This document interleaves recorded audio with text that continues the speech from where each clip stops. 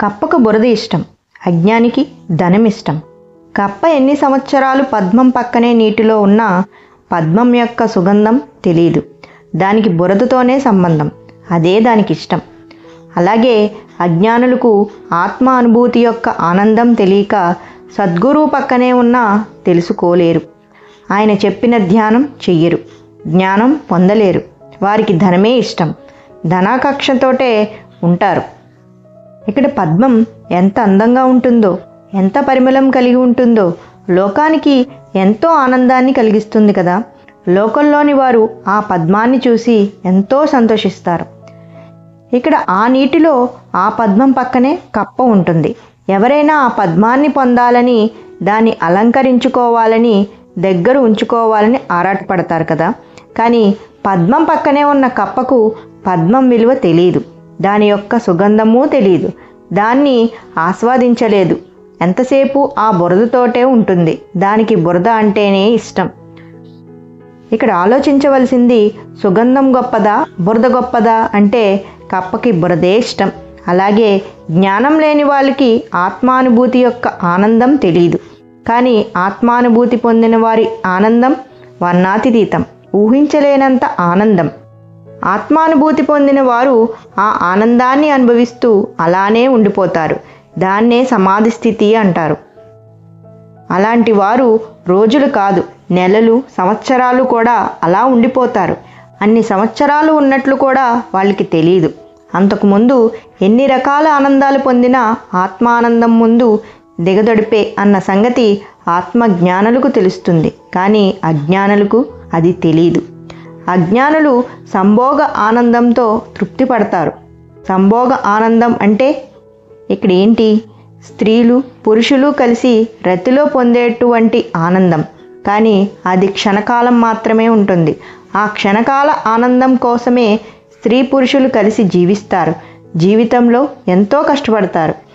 స్త్రీ కుటుంబాన్ని చూసుకుంటుంది, పురుషుడు కుటుంబ పోషణకు కావలసిన సంపాదన కోసం కష్టపడతాడు. ఇలా రోజంతా ఇద్దరూ కష్టపడతారు. ఆ కష్టమంతా ఎప్పుడో రాత్రి ఒక్క క్షణం పొందే ఆ సంభోగ ఆనందం కోసమే. కానీ దానితో పాటు గొడవలు పడతారు, తగువులు పడతారు, కొట్టుకుంటారు, తిట్టుకుంటారు, విమర్శించుకుంటారు. ఎన్ని చేసుకున్నా భార్యకు భర్త దూరమైనా, భర్తకు భార్య దూరమైనా భరించలేరు. ఎందుకు అంటే ఆ క్షణకాల సంభోగం ఆనందం కోసం. ఇది అజ్ఞానుల పరిస్థితి. శ్వాస మీద ధ్యాస.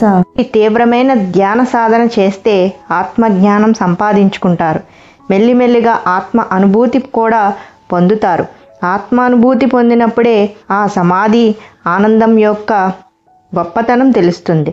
అది ఒక్కసారి రుచి చూస్తే ఇంకా ఈ ప్రపంచంలో ఏదీ వద్దంటారు. కారణం దాని ముందు అన్నీ దిగదుడిపే.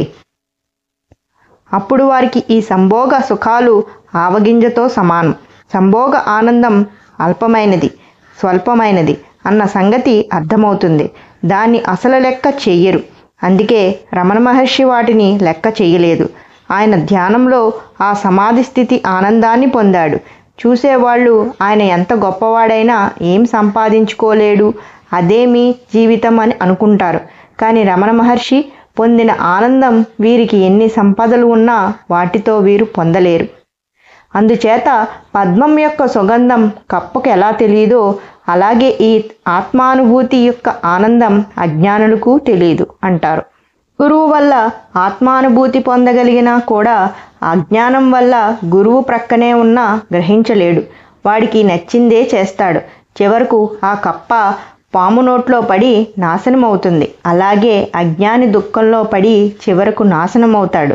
జ్ఞానం యొక్క గొప్పతనం నీకు తెలిస్తే ఈ భోగాలు తృణపాయంగా చూస్తావు. పద్మం యొక్క సువాసన కప్పకు ఎలా తెలియదో ఈ ఆత్మానుభూతి యొక్క ఆనందం అజ్ఞానులకు తెలియదు. అసలు ఆత్మానుభూతి యొక్క ఆనందం వాళ్ళకేం తెలుస్తుంది? వారి యొక్క ఉద్దేశం ధనకాంక్ష మాత్రమే. ధనమే వాళ్ళకు ప్రాధాన్యం, అదే వారికి కావాలి. కానీ చివరకు అంతులేని దుఃఖానికి గురి చేస్తుంది. అందుచేత అజ్ఞానం నుంచి బయటపడాలి, ఆత్మజ్ఞానం సంపాదించుకోవాలి. ఆత్మజ్ఞానానికి మించినది ఏదీ లేదు. సమస్త శాస్త్రాలు తెలిసిన పండితుల కంటే కూడా సామాన్యుడైనా సరే శ్వాస మీద ధ్యాస ఉంచి ధ్యానం చేయగలిగిన వాడే గొప్పవాడు. కారణం వీడే జ్ఞానం పొందగలడు. శ్వాస మీద ధ్యాస ఉంచి ధ్యానం చేద్దాం, జ్ఞానాన్ని సంపాదించుకుందాం.